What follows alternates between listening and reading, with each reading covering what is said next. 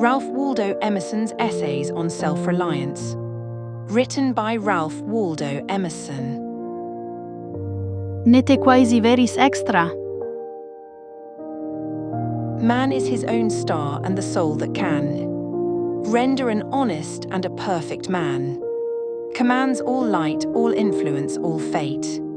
Nothing to him falls early or too late. Our acts our angels are, or good or ill. Our fatal shadows that walk by us still. Cast the bantling on the rocks. Suckle him with the she-wolf's teat. Wintered with the hawk and fox. Power and speed be hands and feet. I read the other day some verses written by an eminent painter which were original and not conventional. The soul always hears an admonition in such lines, let the subject be what it may. The sentiment they instill is of more value than any thought they may contain. To believe your own thought, to believe that what is true for you in your private heart is true for all men, that is genius. Speak your latent conviction, and it shall be the universal sense. For the inmost in due time becomes the outmost, and our first thought is rendered back to us by the trumpets of the last judgment. Familiar as the voice of the mind is to each, the highest merit we ascribe to Moses, Plato, and Milton is that they set at naught books and traditions and spoke not what men but what they thought. A man should learn to detect and watch that gleam of light which flashes across his mind from within, more than the luster of the firmament of bards and sages. Yet he dismisses without notice his thought because it is his. In every work of genius we recognize our own rejected thoughts. They come back to us with a certain alienated majesty. Great works of art have no more affecting lesson for us than this. They teach us to abide by our spontaneous impression with good-humored inflexibility, then most when the whole cry of voices is on the other side. Else, tomorrow a stranger will say with masterly good sense precisely what we have thought and felt all the time, and we shall be forced to take with shame our own opinion from another. There is a time in every man's education when he arrives at the conviction that envy is ignorance, that imitation is suicide, that he must take himself for better, for worse, as his portion, that though the wide universe is full of good, no kernel of nourishing corn can come to him, but through his toil bestowed on that plot of ground which is given to him to till. The power which resides in him is new in nature, and none but he knows what that is which he can do, nor does he know until he has tried. Not for nothing one face, one character, one fact makes much impression on him and another none. This sculpture in the memory is not without pre-established harmony. The eye was placed where one ray should fall that it might testify of that particular ray. We but half express ourselves and are ashamed of that divine idea which each of us represents. It may be safely trusted as proportionate and of good issues, so it be faithfully imparted, but God will not have his work made manifest by cowards. A man is relieved and gay when he has put his heart into his work and done his best, but what he has said or done otherwise shall give him no peace. It is a deliverance which does not deliver. In the attempt his genius deserts him, no muse befriends, no invention, no hope. Trust thyself, every heart vibrates to that iron string. Accept the place the divine providence has found for you, the society of your contemporaries, the connection of events. Great men have always done so, and confided themselves childlike to the genius of their age, betraying their perception that the absolutely trustworthy was seated at their heart, working through their hands, predominating in all their being. And we are now men and must accept in the highest mind the same transcendent destiny, and not minors and invalids in a protected corner, not cowards fleeing before a revolution, but guides, redeemers, and benefactors, obeying the almighty effort and advancing on chaos and the dark. What pretty oracles nature yields us on this text, in the face and behavior of children, babes, and even brutes. That divided and rebel mind, that distrust of a sentiment because our arithmetic has computed the strength and means opposed to our purpose, these have not. Their mind being whole, their eye is as yet unconquered, and when we look in their faces we are disconcerted. Infancy conforms to nobody. All conform to it, so that one babe commonly makes 4 or 5 out of the adults who prattle and play to it. So God has armed youth and puberty and manhood no less with its own piquancy and charm, and made it enviable and gracious, and its claims not to be put by if it will stand by itself. Do not think the youth has no force because he cannot speak to you and me. Hark, in the next room his voice is sufficiently clear and emphatic. It seems he knows how to speak to his contemporaries. Bashful or bold, then, he will know how to make us seniors very unnecessary. The nonchalance of boys who are sure of a dinner and would disdain as much as a lord to do or say ought to conciliate one is the healthy attitude of human nature. A boy is in the parlor what the pit is in the playhouse, independent, irresponsible, looking out from his corner on such people and facts as pass by.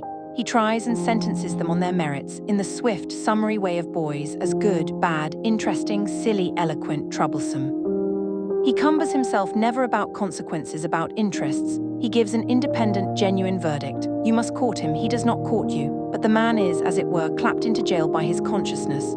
As soon as he has once acted or spoken with eclat, he is a committed person, watched by the sympathy or the hatred of hundreds, whose affections must now enter into his account. There is no lethe for this.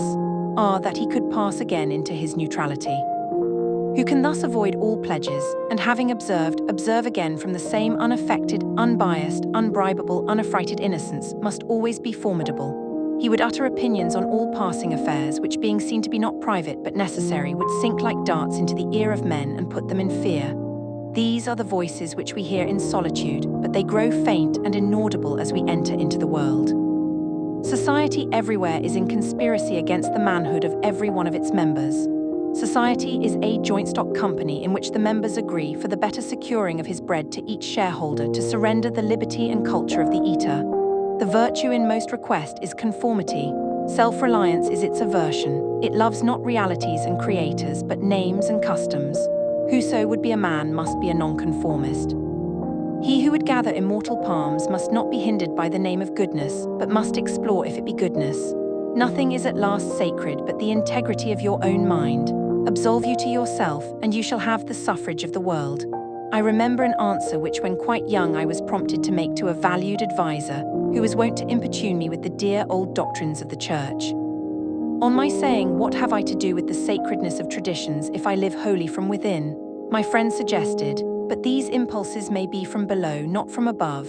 I replied, "They do not seem to me to be such, but if I am the devil's child, I will live then from the devil.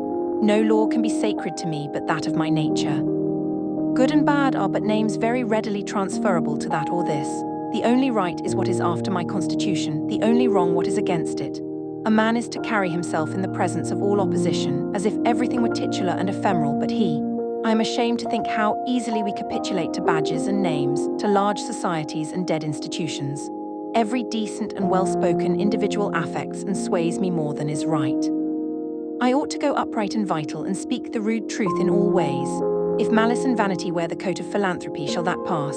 If an angry bigot assumes this bountiful cause of abolition and comes to me with his last news from Barbados, why should I not say to him, "Go love thy infant, love thy woodchopper, be good-natured and modest, have that grace, and never varnish your hard, uncharitable ambition with this incredible tenderness for black folk 1,000 miles off. Thy love afar is spite at home. Rough and graceless would be such greeting, but truth is handsomer than the affectation of love. Your goodness must have some edge to it, else it is none. The doctrine of hatred must be preached as the counteraction of the doctrine of love when that pules and whines. I shun father and mother and wife and brother when my genius calls me. I would write on the lintels of the doorpost, whim. I hope it is somewhat better than whim at last, but we cannot spend the day in explanation. Expect me not to show cause why I seek or why I exclude company. Then again, do not tell me, as a good man did today, of my obligation to put all poor men in good situations. Are they my poor? I tell thee, thou foolish philanthropist, that I grudge the dollar, the dime, the cent. I give to such men as do not belong to me, and to whom I do not belong. There is a class of persons to whom by all spiritual affinity I am bought and sold. For them I will go to prison if need be, but your miscellaneous popular charities, the education at college of fools, the building of meeting houses to the vain end to which many now stand, arms to sots, and the thousandfold relief societies, though I confess with shame I sometimes succumb and give the dollar, it is a wicked dollar which by and by I shall have the manhood to withhold. Virtues are, in the popular estimate, rather the exception than the rule. There is the man and his virtues. Men do what is called a good action, as some piece of courage or charity, much as they would pay a fine in expiation of daily non-appearance on parade. Their works are done as an apology or extenuation of their living in the world as invalids, and the insane pay a high board. Their virtues are penances. I do not wish to expiate but to live. My life is for itself and not for a spectacle. I much prefer that it should be of a lower strain, so it be genuine and equal, than that it should be glittering and unsteady. I wish it to be sound and sweet, and not to need diet and bleeding. I ask primary evidence that you are a man, and refuse this appeal from the man to his actions. I know that for myself it makes no difference whether I do or forbear those actions which are reckoned excellent. I cannot consent to pay for a privilege where I have intrinsic right. Few and mean as my gifts may be, I actually am, and do not need for my own assurance or the assurance of my fellows any secondary testimony. What I must do is all that concerns me, not what the people think. This rule, equally arduous in actual and in intellectual life, may serve for the whole distinction between greatness and meanness. It is the harder because you will always find those who think they know what is your duty better than you know it. It is easy in the world to live after the world's opinion. It is easy in solitude to live after our own. But the great man is he who, in the midst of the crowd, keeps with perfect sweetness the independence of solitude. The objection to conforming to usages that have become dead to you is that it scatters your force. It loses your time and blurs the impression of your character. If you maintain a dead church, contribute to a dead Bible society, vote with a great party either for the government or against it, spread your table like base housekeepers, under all these screens I have difficulty to detect the precise man you are. And of course, so much force is withdrawn from your proper life. But do your work and I shall know you, do your work and you shall reinforce yourself. A man must consider what Abe Blindman's buff is this game of conformity. If I know your sect, I anticipate your argument. I hear a preacher announce for his text and topic the expediency of one of the institutions of his church. Do I not know beforehand that not possibly can he say a new and spontaneous word? Do I not know that, with all this ostentation of examining the grounds of the institution, he will do no such thing? Do I not know that he is pledged to himself not to look but at one side, the permitted side, not as a man but as a parish minister? He is a retained attorney, and these heirs of the bench are the emptiest affectation. Well, most men have bound their eyes with one or another handkerchief, and attached themselves to some one of these communities of opinion. This conformity makes them not false in a few particulars, authors of a few lies, but false in all particulars. Their every truth is not quite true. Their two is not the real two, therefore not the real four, so that every word they say chagrins us, and we know not where to begin to set them right. Meantime, nature is not slow to equip us in the prison uniform of the party to which we adhere. We come to wear one cut of face and figure, and acquire by degrees the gentlest asinine expression. There is a mortifying experience in particular which does not fail to wreak itself also in the general history. I mean the foolish face of praise, the forced smile which we put on in company where we do not feel at ease in answer to conversation which does not interest us. The muscles, not spontaneously moved, but moved by a low usurping willfulness, grow tight about the outline of the face with the most disagreeable sensation. For nonconformity, the world whips you with its displeasure, and therefore a man must know how to estimate a sour face. The bystanders look askance on him in the public street or in the friend's parlor. If this avasation had its origin in contempt and resistance like his own, he might well go home with a sad countenance. But the sour faces of the multitude, like their sweet faces, have no deep cause, but are put on and off as the wind blows and a newspaper directs. Yet is the discontent of the multitude more formidable than that of the Senate and the college. It is easy enough for a firm man who knows the world to brook the rage of the cultivated classes. Their rage is decorous and prudent, for they are timid as being very vulnerable themselves. But when to their feminine rage the indignation of the people is added, when the ignorant and the poor are aroused, when the unintelligent brute force that lies at the bottom of society is made to growl and mow, it needs the habit of magnanimity and religion to treat it godlike as a trifle of no concernment. The other terror that scares us from self-trust is our consistency, a reverence for our past act or word, because the eyes of others have no other data for computing our orbit than our past acts, and we are loth to disappoint them. But why should you keep your head over your shoulder? Why drag about this corpse of your memory, lest you contradict somewhat you have stated in this or that public place? Suppose you should contradict yourself, what then? It seems to be a rule of wisdom never to rely on your memory alone, scarcely even in acts of pure memory, but to bring the past for judgment into the thousand-eyed present and live ever in a new day. In your metaphysics you have denied personality to the deity. Yet when the devout motions of the soul come, yield to them heart and life, though they should clothe God with shape and color.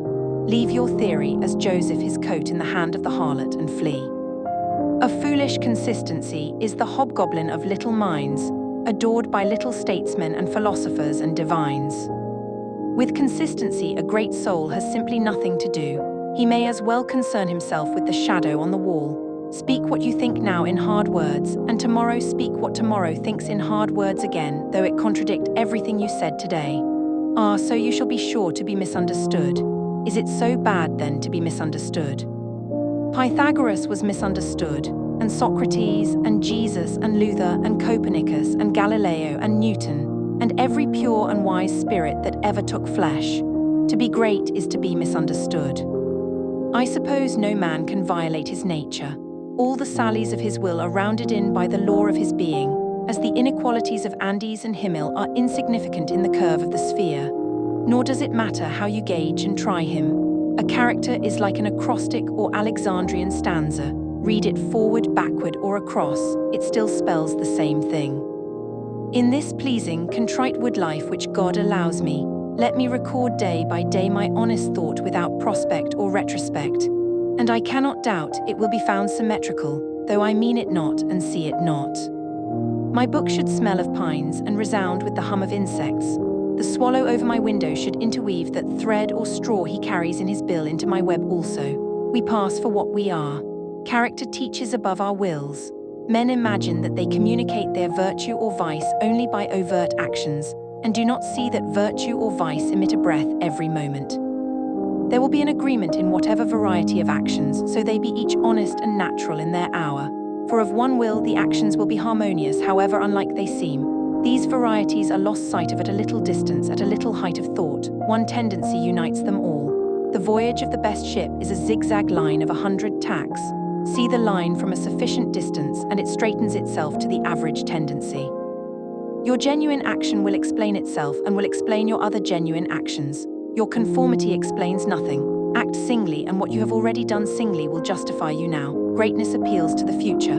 If I can be firm enough today to do right and scorn eyes, I must have done so much right before as to defend me now. Be it how it will, do right now. Always scorn appearances, and you always may. The force of character is cumulative. All the foregone days of virtue work their health into this. What makes the majesty of the heroes of the Senate and the field, which so fills the imagination? The consciousness of a train of great days and victories behind. They shed an united light on the advancing actor. He is attended as by a visible escort of angels. That is it which throws thunder into Chatham's voice, and dignity into Washington's port, and America into Adams's eye. Honor is venerable to us because it is no ephemeris. It is always ancient virtue. We worship it today because it is not of today. We love it and pay it homage because it is not a trap for our love and homage, but is self-dependent, self-derived, and therefore of an old immaculate pedigree, even if shown in a young person. I hope in these days we have heard the last of conformity and consistency. Let the words be gazetted and ridiculous henceforward. Instead of the gong for dinner, let us hear a whistle from the Spartan fife. Let us never bow and apologize more. A great man is coming to eat at my house. I do not wish to please him, I wish that he should wish to please me.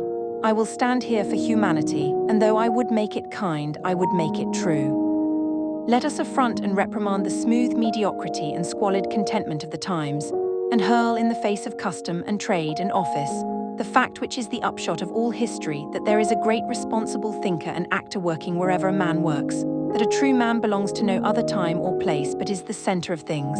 Where he is, there is nature. He measures you and all men and all events. Ordinarily, everybody in society reminds us of somewhat else or of some other person. Character, reality, reminds you of nothing else. It takes place of the whole creation. The man must be so much that he must make all circumstances indifferent. Every true man is a cause, a country, and an age, requires infinite spaces and numbers and time fully to accomplish his design, and posterity seem to follow his steps as a train of clients. A man Caesar is born, and for ages after we have a Roman Empire. Christ is born, and millions of minds so grow and cleave to his genius that he is confounded with virtue and the possible of man.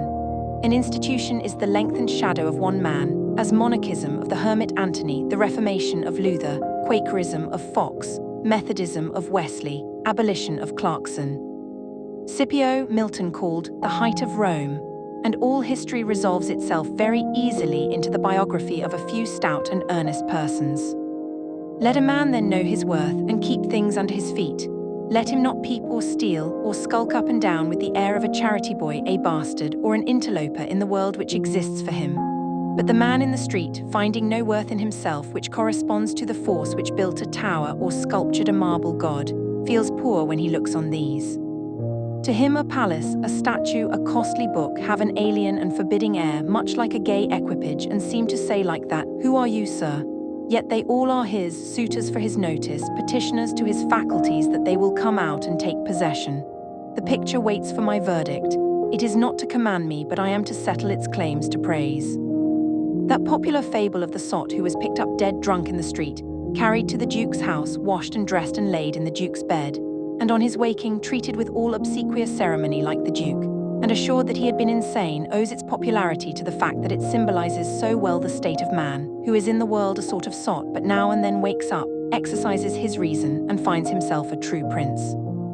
Our reading is mendicant and sycophantic. In history, our imagination plays us false. Kingdom and lordship, power and estate are a gaudier vocabulary than Private John and Edward in a small house and common day's work. But the things of life are the same to both. The sum total of both is the same. Why all this deference to Alfred and Scanderbeg and Gustavus?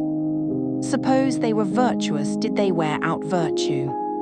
As great a stake depends on your private act today, as followed their public and renowned steps. When private men shall act with original views, the lustre will be transferred from the actions of kings to those of gentlemen. The world has been instructed by its kings, who have so magnetized the eyes of nations.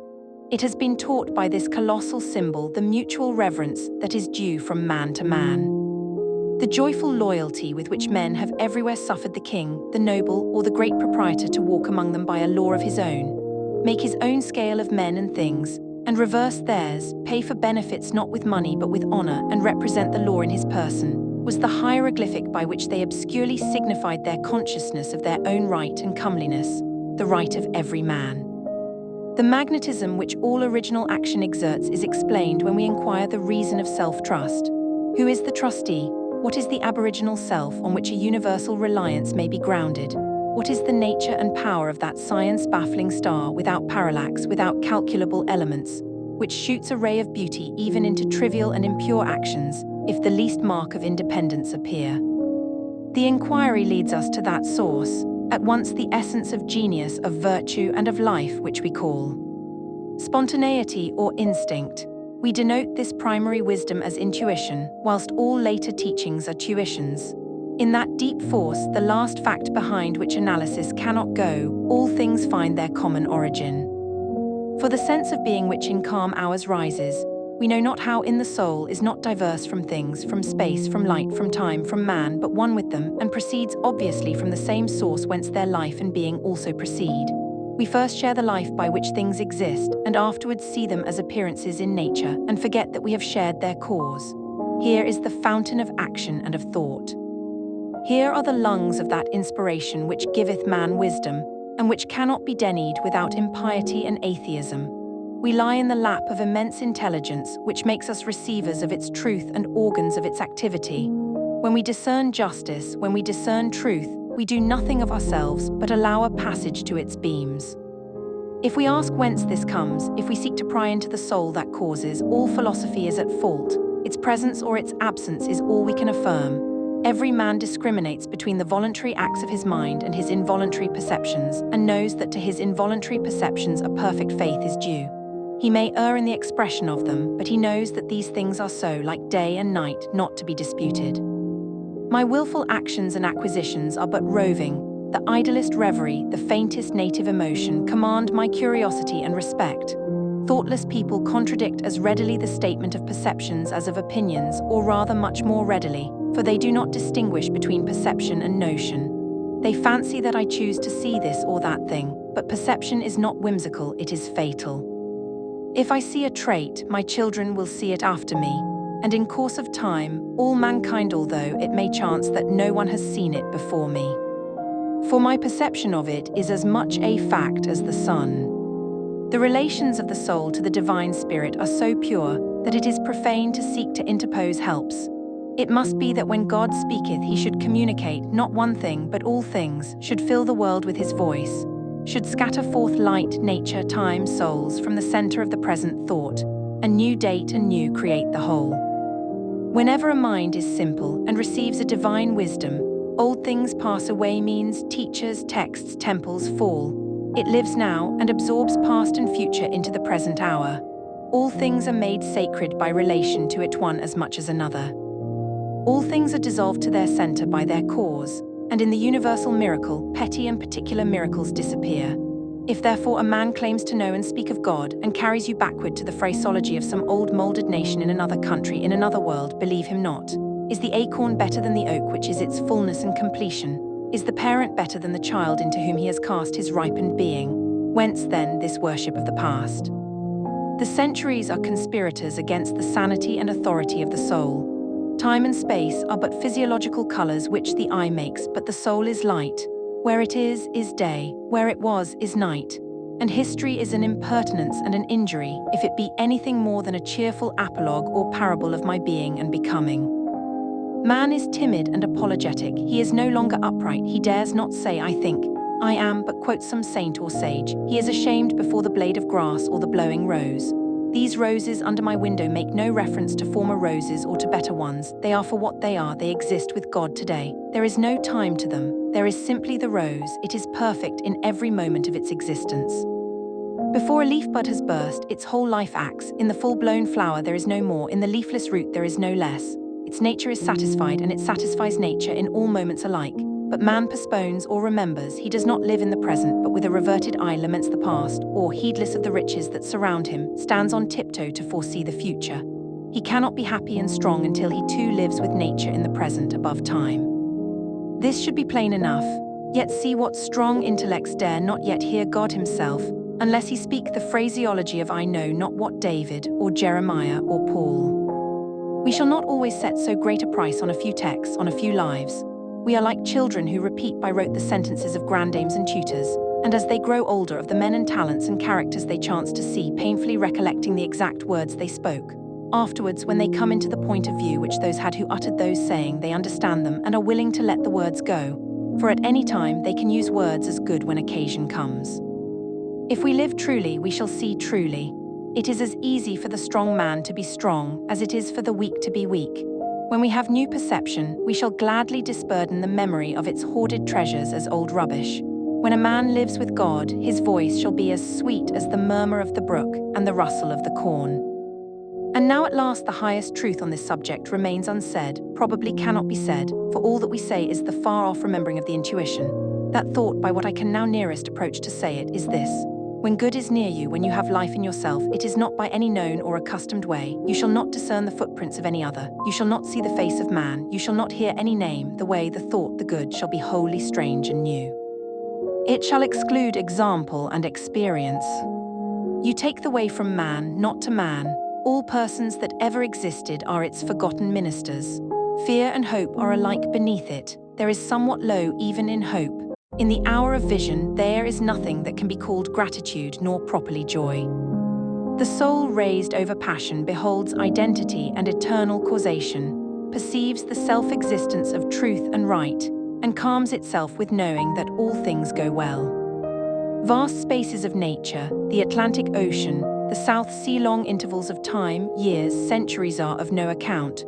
This which I think and feel underlay every former state of life and circumstances, as it does underlie my present, and what is called life, and what is called death.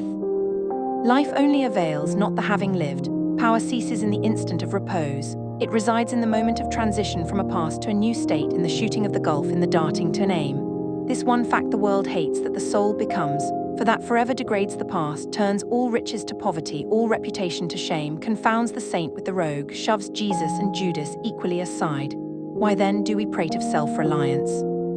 Inasmuch as the soul is present, there will be power not confident but agent. To talk of reliance is a poor external way of speaking. Speak rather of that which relies because it works and is. who has more obedience than I masters me, though he should not raise his finger. Round him I must revolve by the gravitation of spirits. We fancy it rhetoric when we speak of eminent virtue. We do not yet see that virtue is height, and that a man or a company of men, plastic and permeable to principles, by the law of nature must overpower and ride all cities, nations, kings, rich men, poets who are not. This is the ultimate fact which we so quickly reach on this, as on every topic, the resolution of all into the ever-blessed one. Self-existence is the attribute of the supreme cause, and it constitutes the measure of good by the degree in which it enters into all lower forms. All things real are so by so much virtue as they contain. Commerce, husbandry, hunting, whaling, war eloquence, personal weight are somewhat, and engage my respect as examples of its presence and impure action. I see the same law working in nature for conservation and growth. Power is in nature the essential measure of right. Nature suffers nothing to remain in her kingdoms which cannot help itself. The genesis and maturation of a planet, its poise and orbit, the bended tree recovering itself from the strong wind, the vital resources of every animal and vegetable are demonstrations of the self-sufficing, and therefore self-relying soul. Thus all concentrates, let us not rove, let us sit at home with the cause. Let us stun and astonish the intruding rabble of men and books and institutions by a simple declaration of the divine fact. Bid the invaders take the shoes from off their feet, for God is here within. Let our simplicity judge them, and our docility to our own Lord demonstrate the poverty of nature and fortune beside our native riches. But now we are a mob. Man does not stand in awe of man, nor is his genius admonished to stay at home to put itself in communication with the internal ocean, but it goes abroad to beg a cup of water of the urns of other men. We must go alone. I like the silent church before the service begins better than any preaching. How far off, how cool, how chaste the persons look, begirt each one with a precinct or sanctuary, so let us always sit. Why should we assume the faults of our friend, or wife, or father, or child, because they sit around our hearth, or are said to have the same blood? All men have my blood, and I have all men's. Not for that will I adopt their petulance or folly, even to the extent of being ashamed of it. But your isolation must not be mechanical, but spiritual, that is, must be elevation. At times the whole world seems to be in conspiracy to importune you with emphatic trifles. Friend, client, child, sickness, fear, want, charity, all knock at once at thy closet door and say, "Come out unto us." But keep thy state, come not into their confusion. The power men possess to annoy men I give them by a weak curiosity. No man can come near me but through my act. What we love that we have, but by desire we bereave ourselves of the love. If we cannot at once rise to the sanctities of obedience and faith, let us at least resist our temptations. Let us enter into the state of war, and wake Thor and Woden, courage and constancy in our Saxon breasts. This is to be done in our smooth times by speaking the truth. Check this lying hospitality and lying affection. Live no longer to the expectation of these deceived and deceiving people with whom we converse. Say to them, "O father, O mother, O wife, O brother, O friend, I have lived with you after appearances hitherto. Henceforward I am the truth's. Be it known unto you that henceforward I obey no law less than the eternal law. I will have no covenants but proximities. I shall endeavor to nourish my parents, to support my family, to be the chaste husband of one wife, but these relations I must fill after a new and unprecedented way. I appeal from your customs. I must be myself. I cannot break myself any longer for you or you. If you can love me for what I am, we shall be the happier. If you cannot, I will still seek to deserve that you should. I will not hide my tastes or aversions. I will so trust that what is deep is holy, that I will do strongly before the sun and moon whatever inly rejoices me and the heart appoints. If you are noble, I will love you. If you are not, I will not hurt you and myself by hypocritical attentions. If you are true, but not in the same truth with me, cleave to your companions, I will seek my own. I do this not selfishly, but humbly and truly. It is alike your interest and mine, and all men's, however long we have dwelt in lies, to live in truth. Does this sound harsh today? You will soon love what is dictated by your nature as well as mine, and, if we follow the truth, it will bring us out safe at last. But so may you give these friends pain. Yes, but I cannot sell my liberty and my power to save their sensibility. Besides, all persons have their moments of reason when they look out into the region of absolute truth. Then will they justify me and do the same thing? The populace think that your rejection of popular standards is a rejection of all standard and mere antinomianism, and the bold sensualist will use the name of philosophy to gild his crimes. But the law of consciousness abides. There are two confessionals, in one or the other of which we must be shriven. You may fulfill your round of duties by clearing yourself in the direct or in the reflex way. Consider whether you have satisfied your relations to father, mother, cousin, neighbor, town, cat, and dog, whether any of these can upbraid you. But I may also neglect this reflex standard and absolve me to myself. I have my own stern claims and perfect circle. It denies the name of duty to many offices that are called duties. But if I can discharge its debts, it enables me to dispense with the popular code. If anyone imagines that this law is lax, let him keep its commandment one day. And truly it demands something godlike in him who has cast off the common motives of humanity, and has ventured to trust himself for a taskmaster. High be his heart, faithful his will, clear his sight, that he may in good earnest be doctrine, society, law to himself, that a simple purpose may be to him as strong as iron necessity is to others. If any man consider the present aspects of what is called by distinction society, he will see the need of these ethics.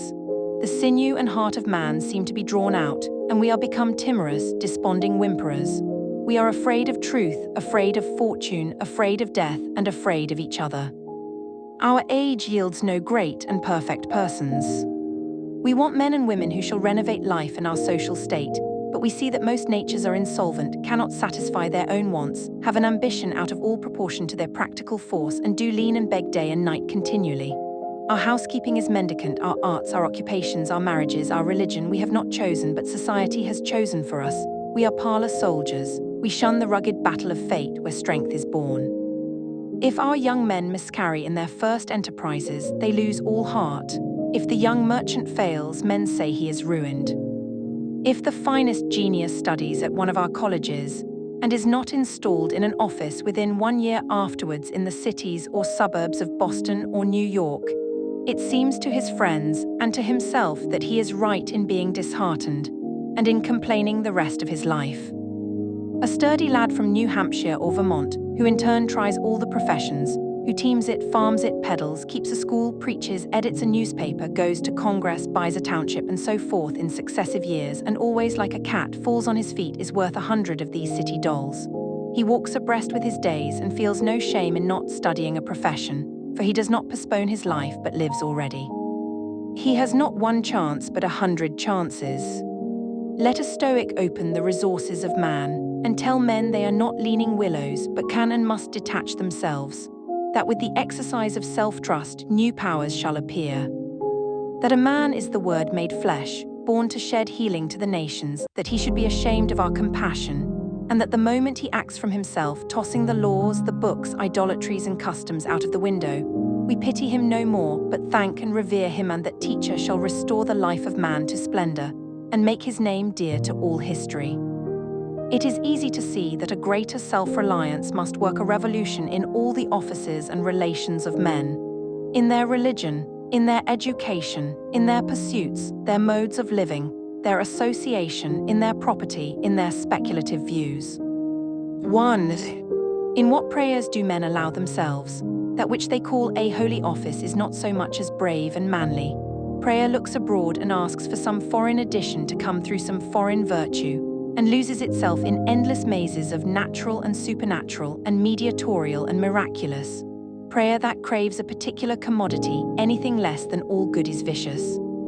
Prayer is the contemplation of the facts of life from the highest point of view. It is the soliloquy of a beholding and jubilant soul. It is the Spirit of God pronouncing his works good, but prayer as a means to effect a private end is meanness and theft.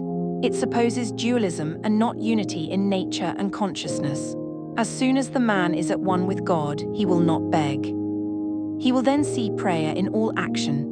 The prayer of the farmer kneeling in his field to weed it, the prayer of the rower kneeling with the stroke of his oar, are true prayers heard throughout nature, though for cheap ends. Caratach in Fletcher's Bonduca, when admonished to inquire the mind of the God audate, replies, His hidden meaning lies in our endeavors, our valors are our best gods. Another sort of false prayers are our regrets. Discontent is the want of self-reliance, it is infirmity of will. Regret calamities if you can thereby help the sufferer, if not, attend your own work and already the evil begins to be repaired. Our sympathy is just as base. We come to them who weep foolishly and sit down and cry for company, instead of imparting to them truth and health in rough electric shocks, putting them once more in communication with their own reason. The secret of fortune is joy in our hands. Welcome evermore to gods and men is the self-helping man. For him all doors are flung wide, him all tongues greet, all honors crown, all eyes follow with desire. Our love goes out to him and embraces him because he did not need it. We solicitously and apologetically caress and celebrate him because he held on his way and scorned our disapprobation. The gods love him because men hated him. To the persevering mortal, said Zoroaster, the blessed immortals are swift. As men's prayers are a disease of the will, so are their creeds a disease of the intellect. They say with those foolish Israelites, let not God speak to us, lest we die. Speak thou, speak any man with us, and we will obey. Everywhere I am hindered of meeting God in my brother, because he has shut his own temple doors and recites fables merely of his brother's or his brother's brother's God. Every new mind is a new classification. If it prove a mind of uncommon activity and power, a Locke, a Lavoisier, a Hutton, a Betham, a Fourier, it imposes its classification on other men, and lo, a new system. In proportion to the depth of the thought, and so to the number of the objects it touches and brings within reach of the pupil, is his complacency. But chiefly is this apparent in creeds and churches, which are also classifications of some powerful mind acting on the elemental thought of duty, and man's relation to the highest.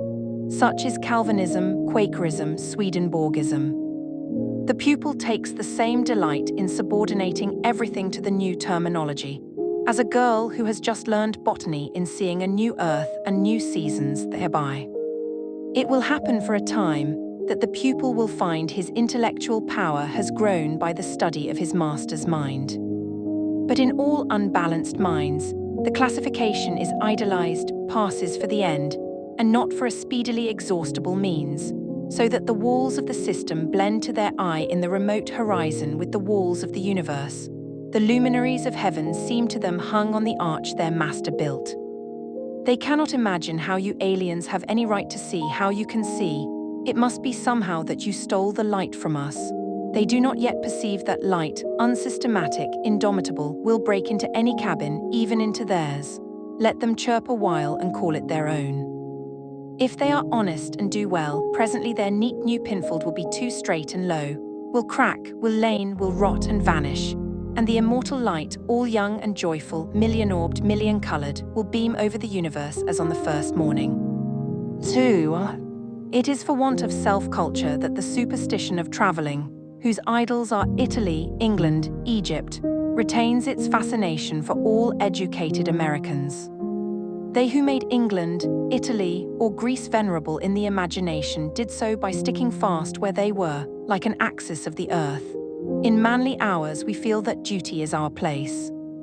The soul is no traveller, the wise man stays at home, and when his necessities, his duties on any occasion call him from his house or into foreign lands, he is at home still, and shall make men sensible by the expression of his countenance that he goes the missionary of wisdom and virtue, and visits cities and men like a sovereign, and not like an interloper or a valet. I have no churlish objection to the circumnavigation of the globe, for the purposes of art, of study, and benevolence, so that the man is first domesticated, or does not go abroad with the hope of finding somewhat greater than he knows. He who travels to be amused, or to get somewhat which he does not carry, travels away from himself, and grows old even in youth among old things. In Thebes, in Palmyra, his will and mind have become old and dilapidated as they. He carries ruins to ruins. Traveling is a fool's paradise. Our first journeys discover to us the indifference of places. At home I dream that at Naples, at Rome, I can be intoxicated with beauty and lose my sadness. I pack my trunk, embrace my friends, embark on the sea, and at last wake up in Naples, and there beside me is the stern fact, the sad self, unrelenting, identical, that I fled from. I seek the Vatican and the palaces. I I affect to be intoxicated with sights and suggestions, but I am not intoxicated. My giant goes with me wherever I go. 3. But the rage of traveling is a symptom of a deeper unsoundness affecting the whole intellectual action. The intellect is vagabond, and our system of education fosters restlessness. Our minds travel when our bodies are forced to stay at home. We imitate, and what is imitation but the traveling of the mind? Our houses are built with foreign taste, our shelves are garnished with foreign ornaments, our opinions, our tastes, our faculties lane and follow the past and the distant. The soul created the arts wherever they have flourished.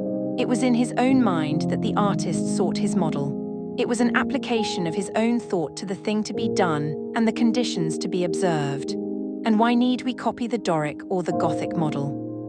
Beauty, convenience, grandeur of thought, and quaint expression are as near to us as to any. And if the American artist will study with hope and love the precise thing to be done by him, considering the climate, the soil, the length of the day, the wants of the people, the habit and form of the government, he will create a house in which all these will find themselves fitted, and taste and sentiment will be satisfied also. Insist on yourself, never imitate. Your own gift you can present every moment with the cumulative force of a whole life's cultivation. But of the adopted talent of another, you have only an extemporaneous half-possession. That which each can do best, none but his maker can teach him. No man yet knows what it is, nor can, till that person has exhibited it. Where is the master who could have taught Shakespeare? Where is the master who could have instructed Franklin or Washington or Bacon or Newton? Every great man is a unique. The Scipianism of Scipio is precisely that part he could not borrow. Shakespeare will never be made by the study of Shakespeare. Do that which is assigned to you, and you cannot hope too much or dare too much. There is at this moment for you an utterance brave and grand as that of the colossal chisel of Phidias, or trowel of the Egyptians, or the pen of Moses or Dante, but different from all these. Not possibly will the soul, all rich, all eloquent, with thousand-cloven tongue, deign to repeat itself. But if you can hear what these patriarchs say, surely you can reply to them in the same pitch of voice. For the ear and the tongue are two organs of one nature. Abide in the simple and noble regions of thy life, obey thy heart, and thou shalt reproduce the foreworld again. 4. As our religion, our education, our art look abroad, so does our spirit of society. All men plume themselves on the improvement of society, and no man improves.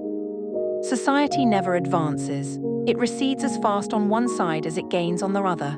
It undergoes continual changes. It is barbarous, it is civilized, it is Christianized, it is rich, it is scientific. But this change is not amelioration. For everything that is given, something is taken. Society acquires new arts and loses old instincts. What a contrast between the well-clad, reading, writing, thinking American, with a watch, a pencil, and a bill of exchange in his pocket, and the naked New Zealander, whose property is a club, a spear, a mat, and an undivided 20th of a shed to sleep under.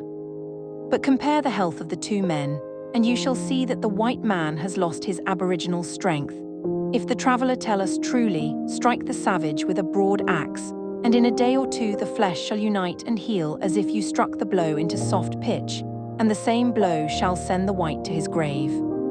The civilized man has built a coach but has lost the use of his feet. He is supported on crutches but lacks so much support of muscle. He has a fine Geneva watch but he fails of the skill to tell the hour by the sun. A Greenwich nautical almanac he has, and so being sure of the information when he wants it, the man in the street does not know a star in the sky. The solstice he does not observe, the equinox he knows as little, and the whole bright calendar of the year is without a dial in his mind. His notebooks impair his memory, his libraries overload his wit, the insurance office increases the number of accidents, and it may be a question whether machinery does not encumber, whether we have not lost by refinement some energy, by a Christianity entrenched in establishments and forms, some vigor of wild virtue. For every Stoic was a Stoic, but in Christendom where is the Christian? There is no more deviation in the moral standard than in the standard of height or bulk. No greater men are now than ever were. A singular equality may be observed between great men of the first and of the last ages, nor can all the science, art, religion, and philosophy of the 19th century avail to educate greater men than Plutarch's heroes, 3 or 4 and 20 centuries ago. Not in time is the race progressive. Phocion, Socrates, Anaxagoras, Diogenes are great men, but they leave no class. He who is really of their class will not be called by their name, but will be his own man, and in his turn the founder of a sect. The arts and inventions of each period are only its costume and do not invigorate men. The harm of the improved machinery may compensate its good. Hudson and Bering accomplished so much in their fishing boats as to astonish Parry and Franklin, whose equipment exhausted the resources of science and art. Galileo, with an opera glass, discovered a more splendid series of celestial phenomena than anyone since. Columbus found the New World in an undecked boat. It is curious to see the periodical disuse and perishing of mains and machinery, which were introduced with loud laudation a few years or centuries before. The great genius returns to essential man. We reckon the improvements of the art of war among the triumphs of science, and yet Napoleon conquered Europe by the bivouac, which consisted of falling back on naked valor and disencumbering it of all aids. The emperor held it impossible to make a perfect army, says Las Casas, without abolishing our arms magazines, commissaries and carriages, until, in imitation of the Roman custom, the soldier should receive his supply of corn, grind it in his handmill and bake his bread himself. Society is a wave. The wave moves onward, but the water of which it is composed does not. The same particle does not rise from the valley to the ridge. Its unity is only phenomenal. The persons who make up a nation today, next year die, and their experience with them. And so the reliance on property, including the reliance on governments which protect it, is the want of self-reliance. Men have looked away from themselves and at things so long that they have come to esteem the religious, learned, and civil institutions as guards of property, and they deprecate assaults on these because they feel them to be assaults on property. They measure their esteem of each other by what each has and not by what each is. But a cultivated man becomes ashamed of his property out of new respect for his nature. Especially he hates what he has if he see that it is accidental came to him by inheritance or gift or crime. Then he feels that it is not having. It does not belong to him, has no root in him, and merely lies there because no revolution or no robber takes it away. But that which a man is does always by necessity acquire, and what the man acquires is living property, which does not wait the beck of rulers or mobs or revolutions or fire or storm or bankruptcies, but perpetually renews itself wherever the man breathes. Thy lot or portion of life, said the Caliph Ali, is seeking after thee, therefore be at rest from seeking after it. Our dependence on these foreign goods leads us to our slavish respect for numbers. The political parties meet in numerous conventions. The greater the concourse, and with each new uproar of announcement, the delegation from Essex, the Democrats from New Hampshire. The Whigs of Maine, the young patriot feels himself stronger than before by a new thousand of eyes and arms. In like manner the reformers summon conventions and vote and resolve in multitude. Not so, O friends, will the God deign to enter and inhabit you, but by a method precisely the reverse.